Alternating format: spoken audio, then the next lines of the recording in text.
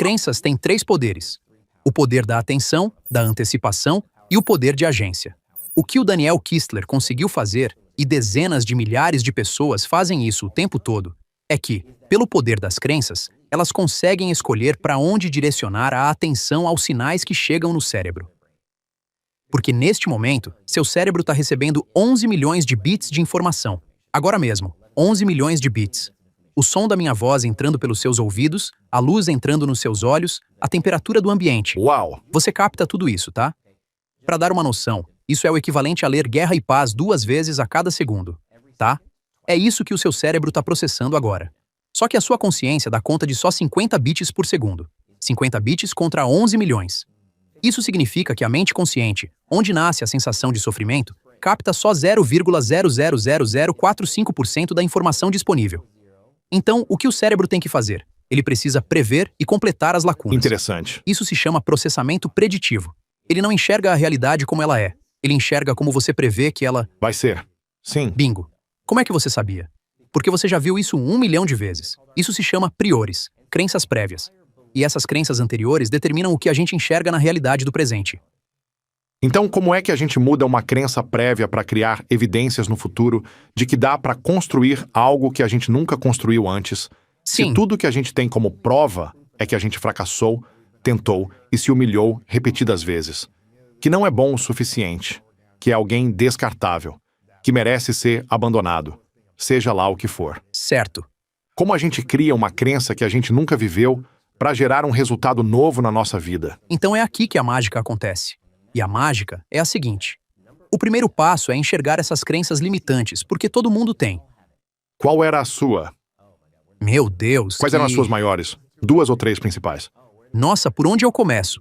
Tá, eu vou te contar. Pra mim era relacionamento. Há muitas crenças limitantes nos meus relacionamentos. De intimidade? Eu vou te contar exatamente o que aconteceu. Pra mim era a minha relação com a minha mãe. Isso ilustra bem o ponto. Alguns anos atrás, minha mãe fez 74 anos e eu queria fazer algo bem legal pra ela. Então eu quis mandar flores. Só que eu estava em Singapura e ela estava no centro da Flórida, onde eu cresci.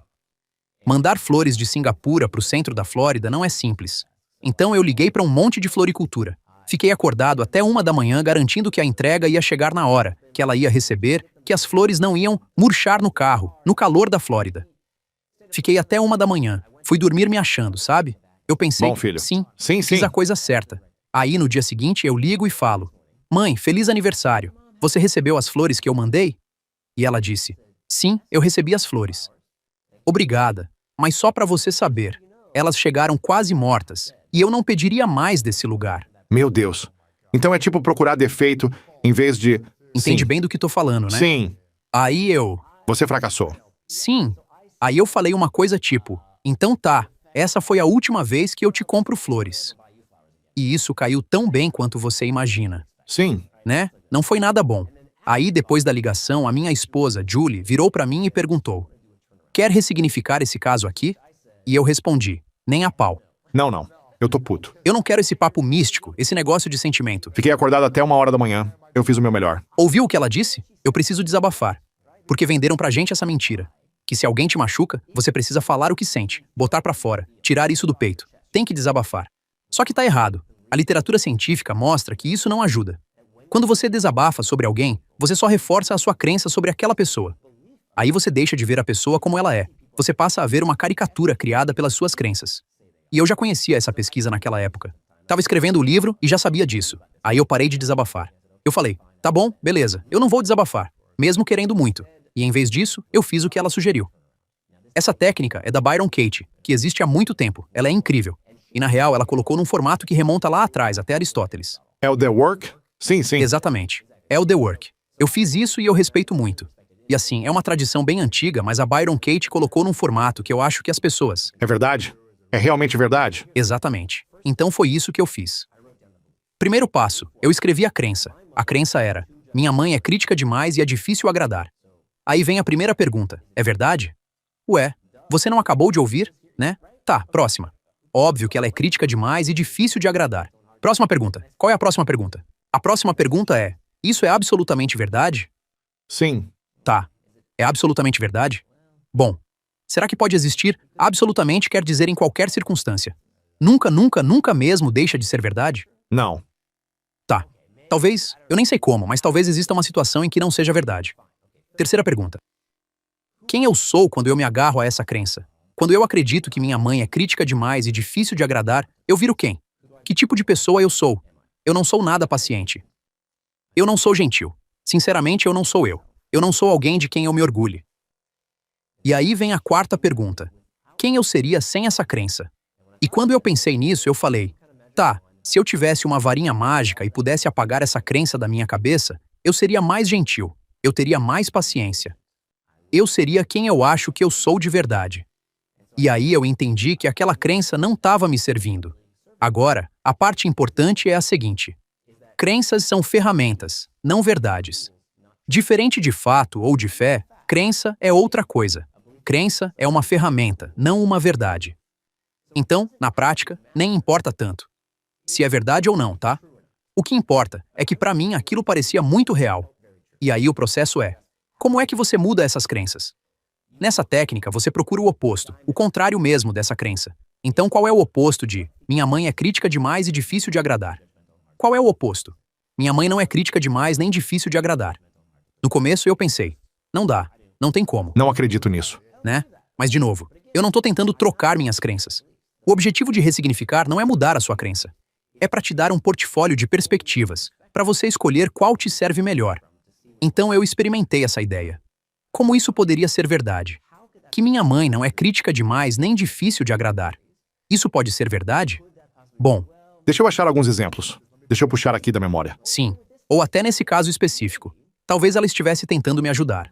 Talvez ela só quisesse garantir que eu não caísse num golpe dessa floricultura e estivesse tentando ser útil, e não maldosa. Tá, talvez. Não pareceu isso, mas talvez. Exato. Agora vamos fazer outra rodada.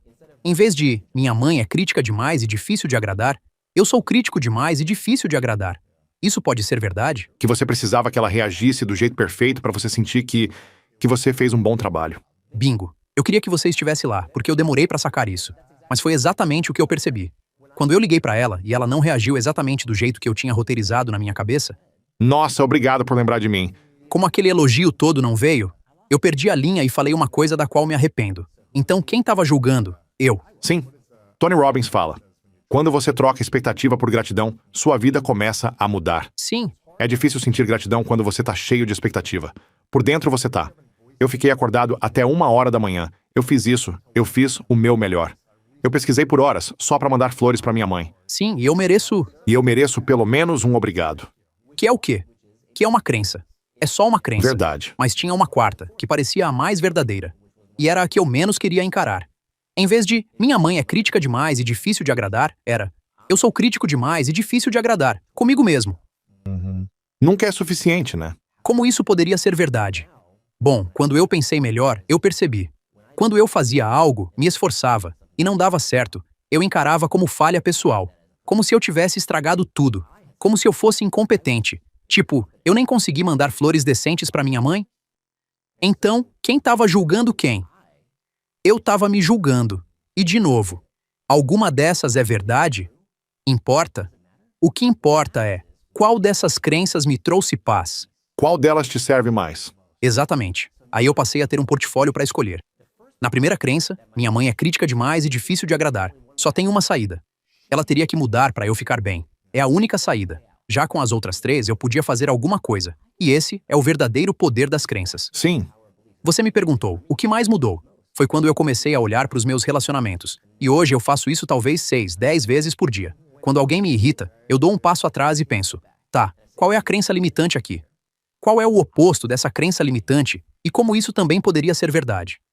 E a minha vida, de novo, não é sobre juntar fatos.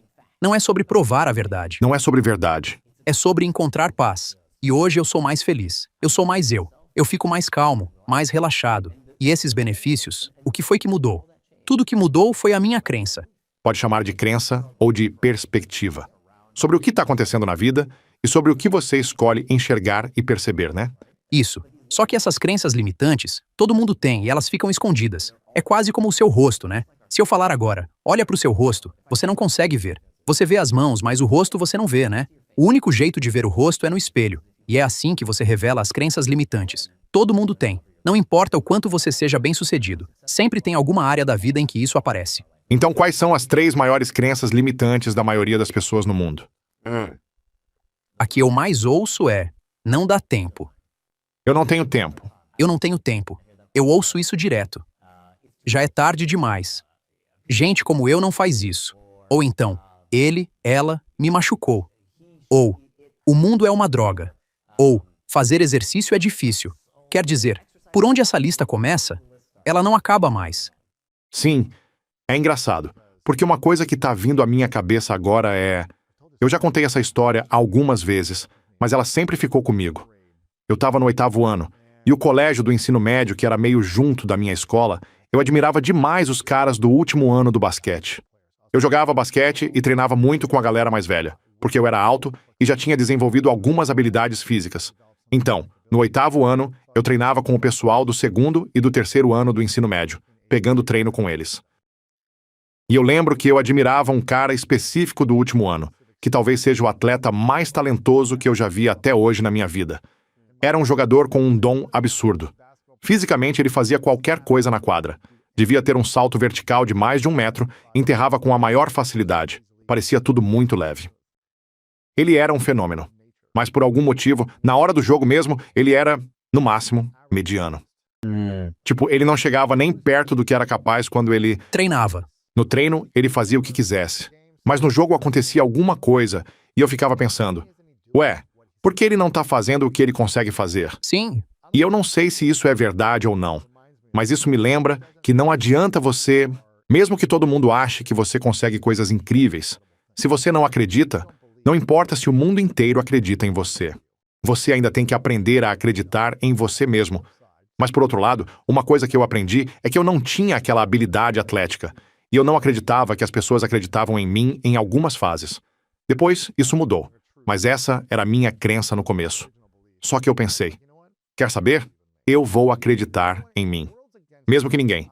Mesmo que o mundo esteja contra mim, eu vou acreditar em mim e vou ter coragem de me arriscar, me expor, tentar, treinar, ser consistente e fazer coisas difíceis por muito tempo.